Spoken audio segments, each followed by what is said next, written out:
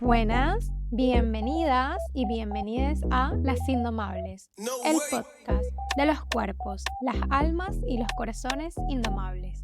Escuchas a su presentadora Dainés Álvarez y quiero darte las gracias porque estés acá acompañándome en este nuevo episodio y darte la bienvenida si eres nueva por acá. Hoy traigo un tema muy especial y muy importante para mí. Es un episodio que lo tengo sentipensado desde hace mucho tiempo y que no ha sido fácil de que salga. Si te soy honesta, hace algunos días lo intenté grabar varias veces y me trababa, no me fluían las ideas, así que bueno, lo solté. El episodio de hoy se llama La herida de la bruja y el miedo a ser vista. Y este título yo lo tengo escrito en las notas de mi celular desde hace mucho tiempo porque cuando leí sobre la herida de la bruja dije, wow, esto le da sentido a algunas experiencias que yo he tenido en mi vida y por eso sentí que se relacionaba muchísimo con el miedo a ser vista, al expresarse, al mostrarse, que tenemos muchas mujeres, y lo guardé allí con la intención de en algún momento poder compartir esta información. Así que sentí que era como propicio, sí, estaba bien intencionado compartirlo el 31 de octubre, pero pasaron un montón de cosas que no pude hacerlo ese día, luego intenté hacerlo el día siguiente y nada, así que bueno, aquí estamos. Esperemos que esta vez sí fluya. Y me doy cuenta de que hablar acerca de la herida de la bruja implica también hablar acerca de la cacería de brujas y no es fácil. Entonces dije, bueno, vamos a intentarlo nuevamente con amor, con compasión y como salga. Así que bueno, te estarás preguntando tal vez qué es la herida de la bruja. Y lo voy a definir desde dos formas. La primera es que es un concepto que se ha utilizado en la teoría feminista y es el análisis de la historia de la caza de brujas para referirse de alguna forma a la opresión y a la estigmatización sistemática de las mujeres a lo largo de la historia. Y este término es especialmente relevante o se relaciona con el contexto de la caza de brujas en Europa y la persecución de supuestas mujeres brujas durante el siglo XVI y XVIII. Que es un aproximado, pero sí, empezó como en el XV, XVI hasta más o menos el XVIII. Pero esta es como la definición en donde se rescata este concepto que fue en el marco de las investigaciones feministas, y en todo este proceso de rescatar este término también se empezó a ver que además de ser un concepto feminista, es un trauma transgeneracional, ancestral y colectivo que hemos heredado las mujeres por toda la historia de violencia, persecución y opresión contra aquellas mujeres que desafiaban al patriarcado o a lo establecido. Y que, como les decía hace un ratito, las llamaron brujas. Y fíjense cómo hasta el día de hoy a una palabra bruja suele tener una connotación negativa y que se ha seguido reproduciendo a través de los cuentos infantiles y en nuestro cotidiano.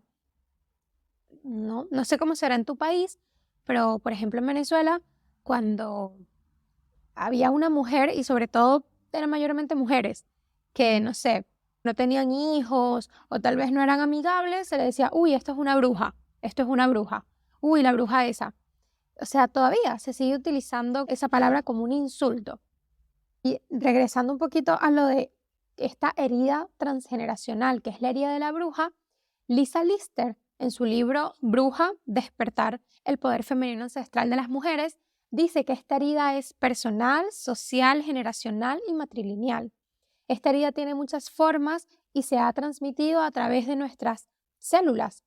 Está en nuestra memoria ancestral y es una herida de muchas formas. Y se teoriza que la caza de las brujas ha creado esta herida transgeneracional y colectiva apoyándose en la psicología analítica de Carl Jung, ya que él describió la idea de una memoria histórica ancestral incomún que sella su impronta en el alma humana, y es lo que conocemos como el inconsciente colectivo. Pero además, la psicología analítica también tiene un reflejo en la biología y también está apoyado en los últimos estudios recientes en epigenética que muestran que las experiencias traumáticas pueden terminar dejando cicatrices moleculares que luego se adhieren al ADN y que por lo tanto se heredan. Entonces, es decir, que hay ciertos traumas que se heredan de generación en generación y nada, aquí me podía extender sobre muchas otras cuestiones como el Holocausto o el tráfico de afrodescendientes, el tráfico de esclavos y cómo todas estas experiencias traumáticas de ciertas generaciones de alguna forma han dejado una secuela en generaciones que no han padecido de lo mismo, pero que queda esa herida y ese trauma transgeneracional. Y lo mismo ocurre con la casa de brujas. Es una herida transgeneracional que recae sobre todo en las mujeres porque fueron el objetivo de persecución durante los siglos que les mencionaba anteriormente en Europa, que, bueno, lo repito, entre el siglo XV al XVIII.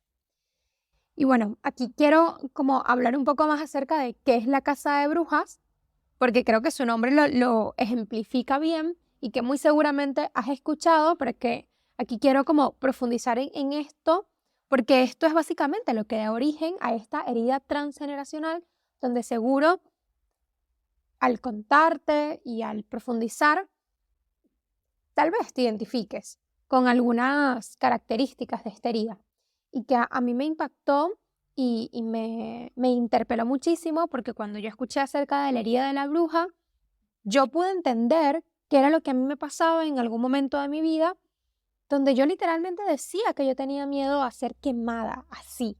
Yo tenía miedo a ser quemada. Y luego con los años, yo tengo esta información, viene a mí esta información y digo, uff, o sea, pude entenderlo, pude unirlo y de alguna forma también pude resignificarlo. Pero aún así es un trabajo constante porque, bueno, todo experiencia traumática, todo trauma requiere de cierto compromiso y de cierto tiempo para que se asiente, se sane o se integre. Pero bien, más adelante te contaré un poco acerca de esta experiencia personal, pero aquí quiero detenerme en esto de la casa de brujas para que puedas entender el contexto de esta herida transgeneracional. La casa de brujas, bueno, como te decía, su nombre bien lo ejemplifica. Fue un fenómeno atroz, como lo describen también algunas autoras, un genocidio que ocurrió en Europa y en donde las víctimas fueron comúnmente mujeres campesinas, y esto forma parte de uno de los acontecimientos más importantes en lo que fue el desarrollo de la sociedad capitalista y de la formación de la clase social trabajadora moderna, un poco como se conoce hoy. Porque junto con las brujas se barrió un mundo de prácticas y creencias sociales, culturales que habían caracterizado a una Europa rural precapitalistas. Entonces, todas estas prácticas y creencias habían pasado a ser consideradas improductivas y potencialmente peligrosas para ese nuevo orden económico. Es decir, que mediante esta cacería, mediante este fenómeno, básicamente se impuso un nuevo código social y ético que convirtió toda fuente de poder que no estuviese relacionado con el Estado o con la Iglesia en algo sospechoso de ser diabólico. Fue o sea, yo lo veo como una campaña de miedo, donde el objetivo sí fueron mujeres que se salían de la norma social o que tenían algún poder o popularidad en su comunidad, porque el poder estaba buscando solo ser del Estado. Entonces la casa de brujas sí fue un fenómeno, un genocidio atroz, espantoso, tenía un fin político y religioso, porque a través también de la casa de brujas se impuso con mayor fuerza lo que fue el cristianismo, porque se barrió todo lo que era la cultura pagana y rural de Europa. Fue algo político porque tenía que ver con el poder en el Estado, pero también fue religioso porque se estaba imponiendo el cristianismo y básicamente la Iglesia católica dio todo el soporte ideológico. La Iglesia instigó también a esta persecución a las mujeres, así como ya lo había hecho previamente con los herejes, los gitanos, entre otros. Incluso la Iglesia también apoyó todo lo que fue la creación del Malleus Maleficarium, que una traducción sería como el martillo de la bruja, que se dice que es la Biblia del cazador de brujas. O sea, todo cazador de brujas de aquella época tenía este libro porque ya estaba ejemplificado todas las características que tenía una bruja, incluso como métodos como para atraparla, dominarla. O sea, fue horrible. En la cacería de brujas fue espantoso. Las mujeres fueron aterrorizadas mediante las acusaciones, fueron aterrorizadas mediante las torturas horrendas que se hacían en público. O sea, sabe que se quemaban en las hogueras porque había que destruir todo el poder social que implicaban estas mujeres de poder. Un poder que obviamente era muy importante ante los ojos de estas personas que las estaban persiguiendo, porque hasta las ancianas, de hecho, a las mujeres grandes, a las ancianas, se les acusaba de que podían seducir a las chicas, a las mujeres más jóvenes, para llevarlas por esta senda perversa, por esta senda del mal, darle todos estos conocimientos prohibidos. Y ¿qué era lo que pasaba en este contexto? ¿Qué era lo que hacía esa anciana, esa mujer grande, sabia? Compartía sus recetas medicinales, compartía la información de plantas abortivas, entonces transmitía una información y una memoria colectiva en su comunidad. Y por eso era un peligro para la sociedad. O sea, toda mujer sabia, con conocimiento, era un peligro.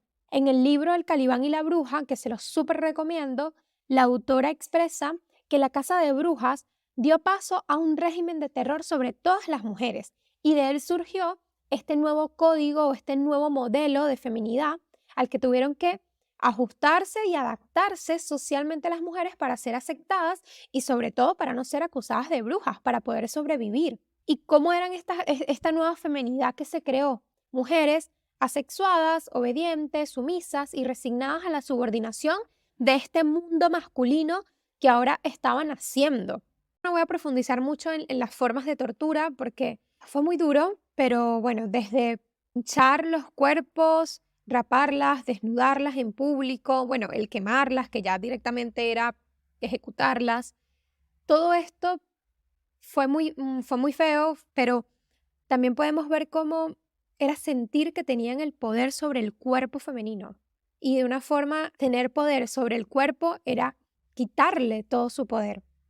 Y al hacerlo en público, también era una forma de atemorizar a otras mujeres de que no cayeran digo, entre comillas, en esta senda del mal o diabólica, que prácticamente era que no confiara en sí misma, que se desconectara de su intuición, que se desconectara de los saberes de la herbología, de las hierbas, de las plantas, para entonces todo depender de la medicina que también estaba surgiendo en esa época, que por eso es que se les persigue un montón a las mujeres medicina, pero a las mujeres herbolarias, a las parteras, a las curanderas, porque como estaban haciendo esta rama de la medicina, sí, los médicos, y entonces todas estas mujeres tenían todos estos conocimientos empíricos de la experiencia, de un saber que va más allá de lo científico, entonces era un peligro también. O sea, la casa de brujas fue como una forma de crear un nuevo orden social y político en donde el poder es como lo conocemos ahora, donde el poder está en el Estado y en las instituciones. Y básicamente esto es el mundo patriarcal. Pero bueno, aquí también quiero hacer como un paréntesis, y es que la casa de brujas sí fue sobre todo contra las mujeres, pero también hubo hombres tachados, entre comillas, de inadecuados, que también fueron perseguidos, como los homosexuales, los vagabundos, los gitanos, los judíos, los extranjeros, o que eran catalogados de extraños. Aunque es un número mucho, mucho, mucho menor que las mujeres, también. Todo aquello que se salía de la norma fue perseguido, pero el objetivo principal y el más relevante fue la mujer, y al que se hizo como todos estos persecución y todas estas torturas horribles y horrendas en público fue a las mujeres. O sea, la casa de brujas básicamente tenía la cara de la mujer. Entonces, aquí vemos cómo también esto los podemos relacionar con esta idea de que, claro, la mujer es diabólica, la mujer es mala, la mujer es esto, porque fue una campaña de terror, de miedo, tanto a los hombres contra la mujer como a las mujeres contra las mujeres. Porque, ¿qué pasó aquí también? A estas mujeres sabias se les temía porque hacían reuniones entre mujeres. Pero claro, eran reuniones para compartir, para empoderarnos, para compartir saberes, y para esta nueva sociedad que estaba creándose, era peligroso eso. ¿Y qué pasó?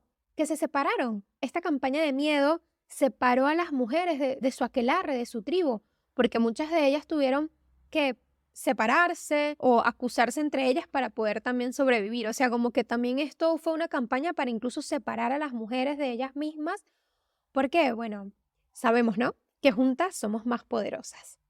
Pero aquí les digo que la cara de la cacería de brujas era de una mujer, porque como dato no menor, en esta persecución fue la primera vez que en Europa se usó la propaganda multimedia con el fin de generar una psicosis en masa entre la población.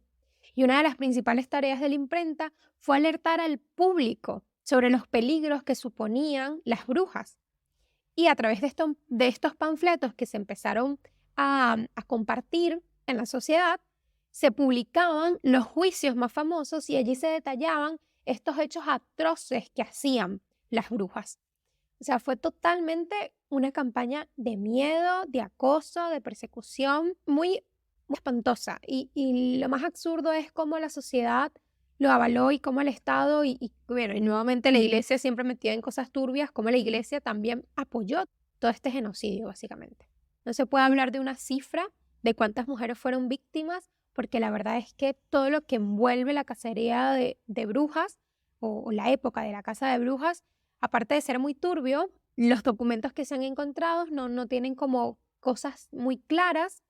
Aparte, lo que fue la primera y la segunda camada de investigadores de la cacería de brujas tenían todavía una perspectiva muy patriarcal, donde básicamente lo que hacían era como decir, bueno, sí, estas mujeres eran malas, eran perversas y por eso se creó la cacería. O sea, como que, ay, no me viene la palabra, pero como que lo justificaban, eso, intentaban justificarlo.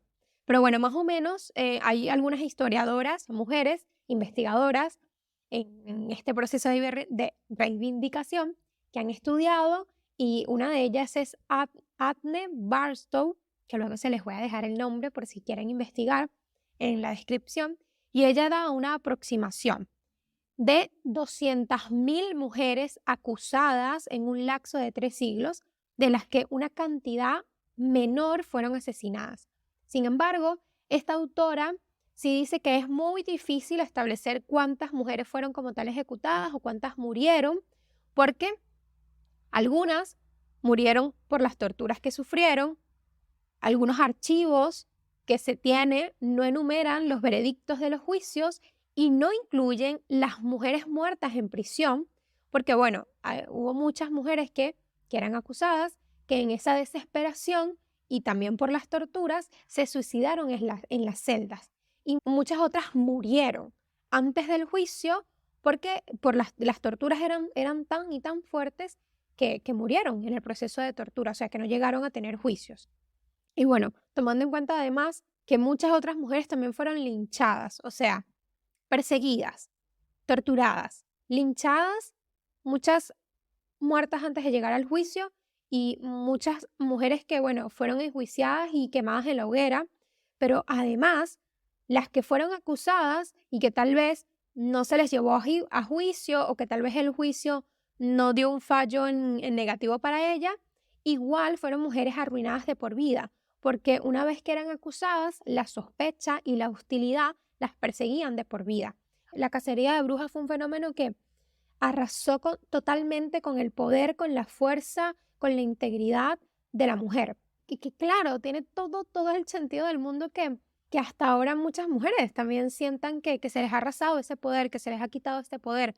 Porque en El Calibán y la Bruja, que también les recomiendo este libro, se los voy a dejar escrito aquí en la descripción, dice que cuando se estudia lo que fue la creación del modelo capitalista, hay muchos historiadores que no toman en cuenta la cacería o la época de la caza de brujas, pero que prácticamente aquí es donde se empieza a instalar este nuevo modelo capitalista, este nuevo modelo patriarcal.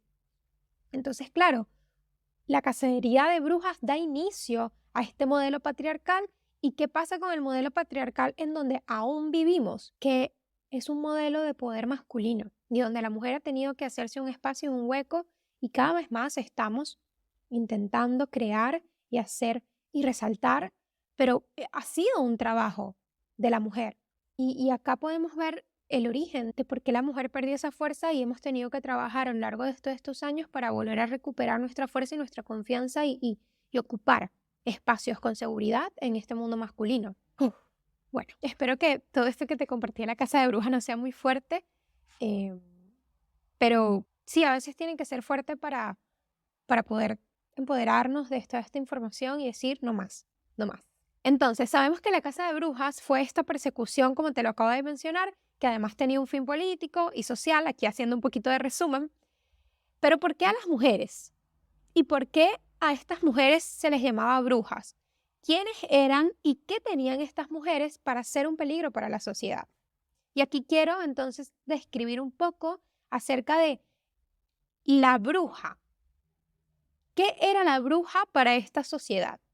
Entonces, primero te voy a hablar un poco acerca del estereotipo, porque esta idea que tenían en esa época para describir a la bruja es lo que hoy dio como inicio a este estereotipo, ¿no? Pero no es la bruja real. Y después te voy a decir qué es esa bruja real. La bruja era una mujer de mala reputación, que durante su juventud se había comportado de manera promiscua, esto entre comillas, en muchos casos, y vemos aquí el tema de la sexualidad y cómo siempre ha sido un tema y un peligro para la sociedad patriarcal. En muchos casos eran mujeres que habían tenido hijos ilegítimos y que básicamente su forma de actuar y de comportarse era distinto al modelo de feminidad que en aquel momento se había impuesto a la población femenina de Europa bajo una ley, que ahorita no recuerdo exactamente cómo se llama, pero sé que era algo sobre la organización de la familia. Entonces había una ley que se había ya impuesto en esta población en donde decía que, bueno, la organización de la familia y que la mujer tenía que ser de cierta forma. Entonces, claro, estas mujeres no se apegaban a esta ley. ¿Y qué pasó? Se les catalogó de brujas, promiscuas, que promiscuas puede ser la puta, ¿no? Eran putas, eran mujeres que tenían hijos por fuera, no por fuera del matrimonio, sino mujeres que tenían hijos y no se habían casado. Pero, y los padres de esos hijos no se les hizo nada, ¿no? Y en muchas ocasiones se trataba de mujeres curanderas, parteras, herbolarias, como te había dicho al inicio, y practicantes de distintas formas de magia, sobre todo porque era una época de una Europa con muchos rituales wiccas ancestrales, celtas, mujeres populares en sus comunidades que tenían una relevancia, una fuerza y una voz sólida, mujeres que no se callaban, mujeres independientes y autónomas. Y esto es súper importante resaltarlo, porque al ser curanderas, al ser herbolarias, o sea, tenían sus propias fuentes de ingreso, entonces eran mujeres independientes y autónomas. Y esto también resultaba ser un peligro. Y acá vemos que sí, que si la bruja era la curandera, la partera, la herbolaria, eso no tenía nada de malo. Más bien eran unas mujeres con fuerza, independientes, pero que no se querían callar, que no querían adaptarse a ciertos modelos. Entonces estas mujeres tenían un saber y lo compartían. O bien sea que eran mujeres conectadas con una sexualidad libre y con su propio cuerpo, con sus ciclos. Unas mujeres que se conectaban y tenían una mejor relación con su menstruación. O sea, eran mujeres conectadas con la luna, con los ciclos de la naturaleza. Eran mujeres que conocían muy bien la naturaleza. O sea, básicamente, para aquella época o para el estado de esa época, cualquier mujer fuerte era una bruja. Cualquier mujer fuerte, con voz, con voto, era muy propensa a que la llamaran y la catalogaran y la acusaran de bruja. Sin embargo, en la campaña de miedo contra toda forma de poder popular, estas prácticas de herbolaria, de conexión con la naturaleza, con el cuerpo, se fueron convirtiendo en señales de que eran mujeres peligrosas y que obviamente tenían o generaban algún tipo de peligro para este poder o esta estructura de poder local que se estaba implementando. Al igual que todos sus remedios y todas sus hierbas y plantas medicinales podían ser un peligro. O sea, las brujas eran mujeres incómodas para la sociedad y el patriarcado. Y lo seguimos siendo. Lo seguimos siendo. Y lo digo con mucho orgullo. Es en la casa de brujas donde se impone el estereotipo de la bruja. Porque como te compartí, o sea, todo lo que te acabo de decir que tiene de malo que una mujer fuera o estuviera conectada con su naturaleza o tuviera todos estos dones. no tenía nada de malo, pero resultaba ser un peligro para la sociedad, resultaba ser un peligro para lo que se estaba imponiendo en ese momento. Entonces, por eso se hace toda esta campaña de odio y de miedo contra la mujer fuerte y poderosa y sabia y curandera y partera. Y se fue creando el estereotipo, entonces, una mujer mala, diabólica, maligna, fea, solterona, depravada sexual, envidiosa, cizañera, chismosa, que realizaba peligrosas reuniones entre mujeres para chismear, para hablar mal, para crear cosas malas para otras personas. Y que incluso luego de muchos años, en el ámbito psiquiátrico y médico, se siguió perpetuando esta idea de la mujer bruja loca con la histeria y con las llamadas lunáticas y también con muchas otras teorías, que si la envidia del pene, etcétera, etcétera, etcétera, ¿no?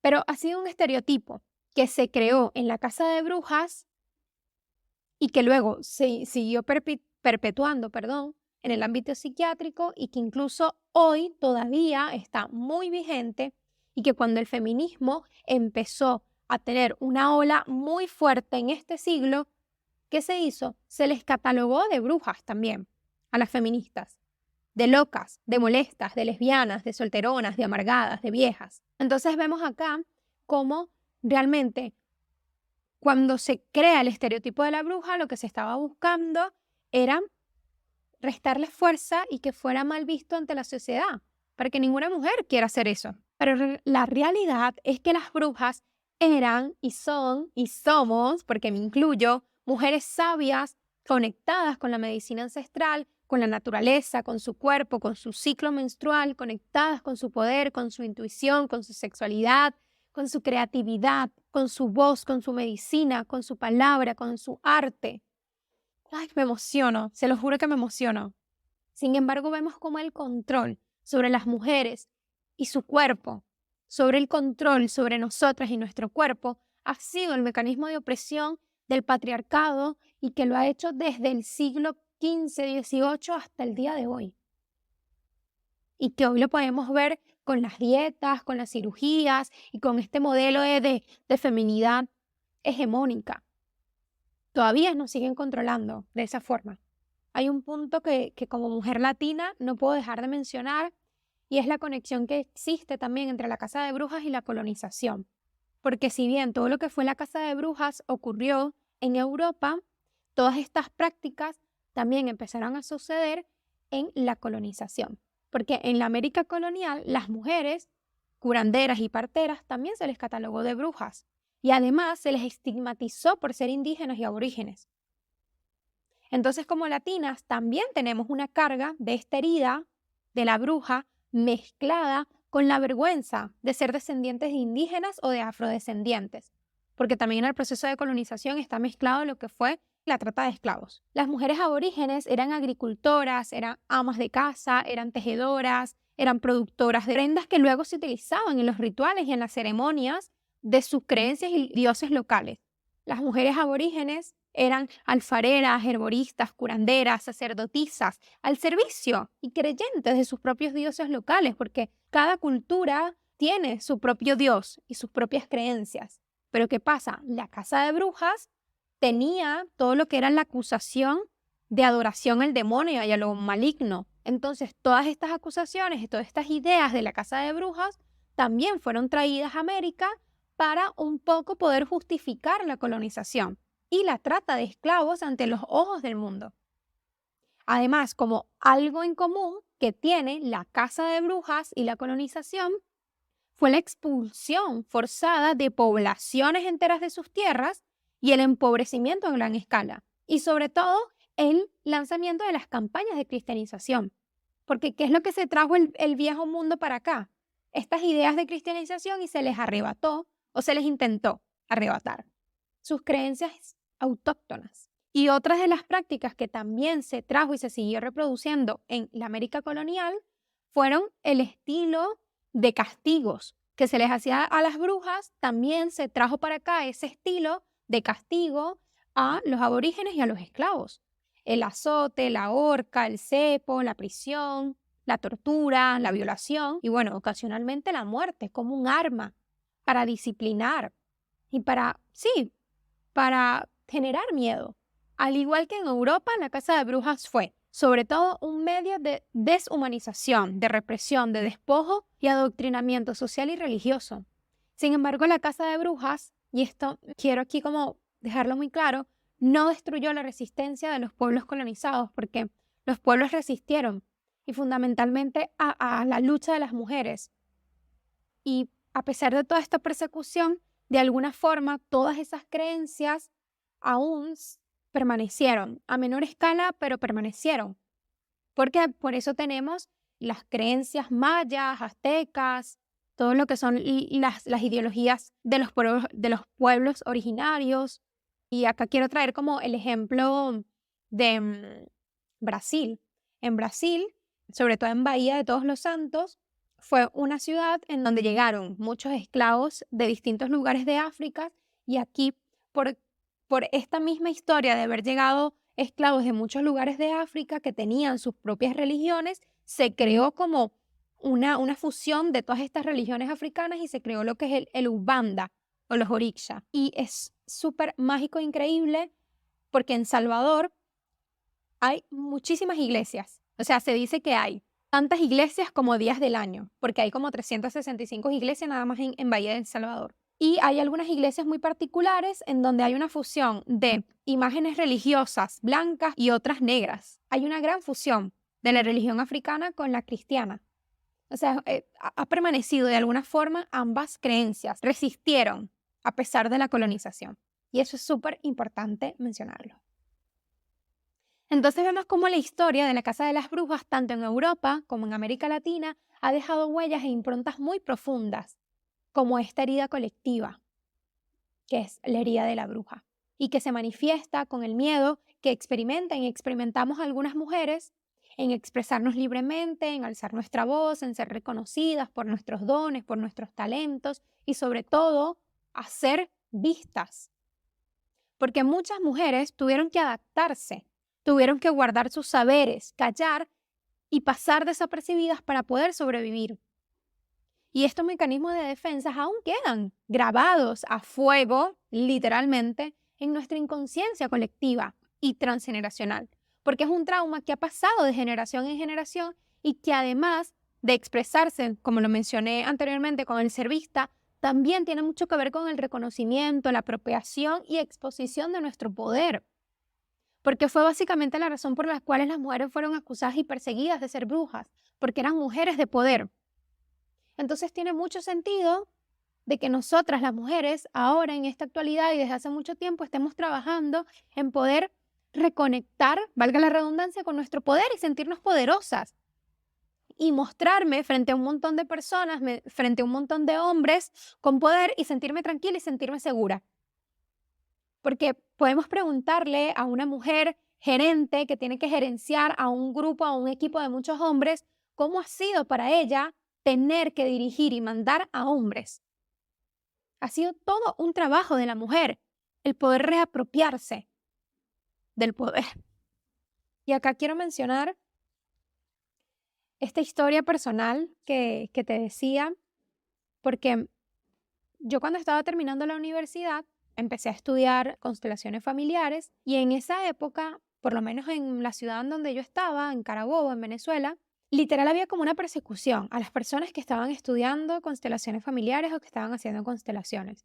Y si bien el colegio de psicólogos del estado Carabobo para esa época no hacía nada, no sé cómo será ahora, pero en esa época la verdad es que nunca hacía nada, empezó a hacer reuniones para hablar mal y básicamente despotricar de los psicólogos que se estaban dedicando a eso. Y claro, yo, psicóloga, terminando mi último año de la carrera, estudiando constelaciones, y no conforme con eso, me gradúo y empiezo a estudiar astrología y empiezo a estudiar tarot. Que a mí me daba mucho miedo compartir y expresar que a mí me gustaban todas esas cosas. Y a mí me daba mucho miedo compartir y expresar temas que tenían que ver con constelaciones, con astrología, con tarot, que estaba como muy conectada en este mundo de los círculos. Era como que lo compartía en algunos aspectos, pero a nivel profesional me costaba mucho compartirlo, porque yo decía, es que tengo miedo de que si yo abro un Instagram y empiezo a compartir cosas de astrología y tal y tal y tal, siendo psicóloga, me quemen.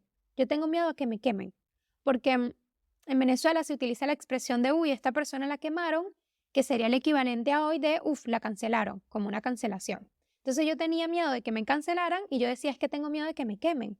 Y fue un miedo y que yo tuve durante mucho tiempo y que todavía hay secuelas. Todavía hay un ámbito en donde yo todavía no puedo expresar fácilmente mi mundo brujil o mi lado brujil. Y una vez, cuando yo estaba estudiando astrología, yo tengo una profesora que era una súper brujaza y estábamos estudiando a Lilith. Y mi Lilith está en Piscis, en casa 8, haciendo un aspecto a mi Venus y a mi Luna, que están en conjunción, y a su vez, la Luna y Venus hacen un aspecto a Quirón. Entonces hay como una conexión entre Lilith, mi Venus y mi Luna y Quirón. Y bueno, Quirón tiene que ver con la sanación, el sanador herido. Lilith es el lado oscuro, la luna negra, pero también es una fuente de gran poder. Siempre se le describe como la primera feminista. Que yo tengo post sobre Lilith. Lo voy a compartir también acá en la descripción de este episodio por si quieres investigar más de ella. Es un asteroide, pero también es un arquetipo. Y bueno, la luna y Venus que tienen que ver con el pasado, lo transgeneracional y lo femenino. Entonces, al haber una conexión allí, tiene que ver con algo allí de una búsqueda, o más que una búsqueda, de un trabajo de muchas generaciones atrás que vengo haciendo con respecto a lo femenino, al acompañar, al sanar, a la sabiduría femenina.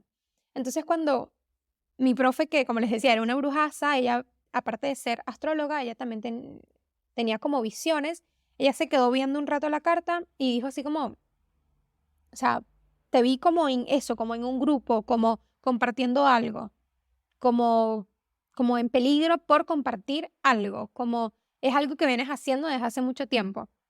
Y eso a mí me quedó como, wow, bien, lo tomo.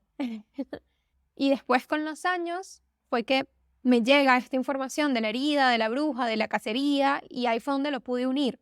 Y dije, wow, ahora entiendo este miedo. Y sobre todo esa frase que yo decía, de que tengo miedo que me quemen. Y yo empecé a trabajar y yo me creé un Instagram en donde compartía mi nombre, mi cara, me compartía a mí. Fue cuando llegué a Argentina, porque cuando yo llegué a Argentina me sentí libre. Porque claro, cuando llego acá estaba súper normalizado, aparte llegué a una ola feminista espectacular, estaba como este boom de la astrología, el tarot y tal, y más bien era un super plus que yo fuera psicóloga y tuviera toda esta información. Entonces, claro, acá me sentí como, uff, aquí llegué a casa, estoy en casa. Creo mi Instagram que antes estaba mucho más hacia lo astrológico, el tarot, ya ahora ha cambiado mucho, pero lo relaciono, digo como, aquí sentí que estaba más segura, que estaba a salvo. Pero aún así, como les decía, hay unas áreas en donde yo todavía siento como a veces mucha pudor o prudencia en compartir ciertas cosas en algunos ámbitos profesionales y es muy fuerte. O sea, porque yo he trabajado un montón, pero aún está esa herida ahí, aún está ese miedo, que es inconsciente y que es transgeneracional. Entonces acá es donde podemos ver cómo es que la herida de la bruja se relaciona directamente con el miedo a destacar y al tener éxito que algunas mujeres experimentan y tiene que ver con toda esta persecución histórica de aquellas mujeres que destacaban por su conocimiento, por su independencia, por su autonomía. O sea, esta persecución creó un ambiente en el que las mujeres temían ser señaladas y perseguidas, lo que afectó y ha venido afectando nuestra capacidad para destacar y tener éxito en la sociedad y sentirnos seguras con eso. Que por fortuna estamos despertando y cada vez nos estamos atreviendo, sí, pero es un paso mucho más fuerte que a lo mejor lo puede ser para un hombre, ¿no? El reconocerse como una persona de poder y de prestigio y de éxito. Y esto es algo que todavía sigue siendo relevante en el discurso feminista y en el análisis de lo que es la opresión de género en la actualidad, el cómo las mujeres nos relacionamos con el éxito y con el destacar en la sociedad. La herida de la bruja tuvo un impacto muy profundo en la construcción de nuestra identidad, porque las mujeres por muchos años vivimos con el temor, o mejor dicho, vivieron con el temor de ser acusadas de brujería y de ser perseguidas. Y todo esto influyó en el comportamiento y en nuestra autoimagen, ¿no? No queríamos vernos como brujas, porque queríamos sobrevivir. Incluso con la casa de brujas fue donde se crea una nueva idea y una nueva concepción de la feminidad, como lo decía Silvia Federici en El Calibán y la Bruja. Mujeres más sumisas, pero que también generó un rechazo a las propias cualidades femeninas que Ya no tanto, pero antes solían ser catalogadas como negativas, como la empatía, la sensibilidad, la intuición. Y eso es ser bruja, estar conectada con tu cuerpo, con tus ciclos, con tu intuición, con tu creatividad. Entonces es hermoso y es maravilloso ser bruja, aunque la sociedad nos ha hecho creer que es peligroso, que es malo o que es negativo. Hay una frase de un libro que me gusta, que, bueno, se los voy a dejar también aquí en la descripción, que dice, por eso es que tenemos que darnos cuenta de que la sociedad es la que está rota, no nosotras. Debemos recordarlo todos los días, porque la herida de la bruja es profunda. Reivindicar a nuestra bruja es reivindicar nuestro poder. Reivindicar nuestra bruja es poder decir, acá estoy, que me vean, que me escuchen, que me oigan, que me sigan. Porque sí, en esta sociedad se necesita mucho coraje y valentía para mostrarse como una mujer fuerte, dueña de su poder. Pero yo sé que tú y que yo y que muchas mujeres y que todas somos mujeres corajudas, con mucho coraje y con mucha fuerza y valentía. Porque el poder ha estado siempre en nosotras, siempre está ahí, pero es seguro, es seguro, es seguro ser vista. Es seguro y es posible para ti y para mí ser vistas y estar a salvo. Cuando la bruja se despierta, comienza a recuperar todas las partes de ella que han sido desmembradas, ocultadas en la oscuridad y etiquetadas como tabú. Ella recuerda, ella se da cuenta que no hay nada que arreglar, de que su útero es una poderosa fuente de poder y de que está sana, ella está enraizada y ella está lista para nacer. Lisa Lister. Es seguro ser vista, es seguro que te vean y es posible para ti. Es seguro ser una mujer poderosa. Es seguro y es posible para ti ser una mujer poderosa. Ser poderosa es seguro para mí. Ser poderosa es seguro para mí. Ser vista es seguro para mí. Ser creativa es seguro para mí. Ser intuitiva es seguro para mí. Ser una bruja es seguro para mí y para ti. Gracias, gracias. Y sabes qué, me ha inspirado y me ha encantado muchísimo hablarte acerca de la bruja. Así que voy a hacer un episodio en donde voy a hablar acerca del arquetipo de la bruja y de cómo conectar con nuestra bruja, de cómo sanar esta herida de la bruja. También te voy a hablar de algunas otras manifestaciones en las que se expresa esta herida. Va a venir un episodio hermoso dedicado a esta bruja y brujazas que somos porque lo merecemos, porque es seguro ya, es seguro ser esta brujaza. Pero bueno, hoy quería hablarte acerca de esta herida y de cómo se relaciona con el miedo a ser vista. Y bueno, para eso tenía que hacer como esta introducción acerca de la casa de brujas, acerca de cómo se creó este estereotipo, para ahora poder hablarte de la parte más hermosa y es este arquetipo espectacular que vive en cada una de nosotras. Así que te voy a dejar acá en la descripción del episodio todos los libros que mencioné, todas las autoras. También te voy a dejar un regalito de un fragmento de un libro hermoso que lo mencioné acá también. Y quiero que me dejes en comentarios si sientes que algo de lo que te compartí le da sentido a algo que sientes que te ha pasado a ti como mujer y que lo has podido relacionar con la herida de la bruja. Así que te mando un fuerte, fuerte, fuerte abrazo y te mando un besote y te quiero mucho y bye.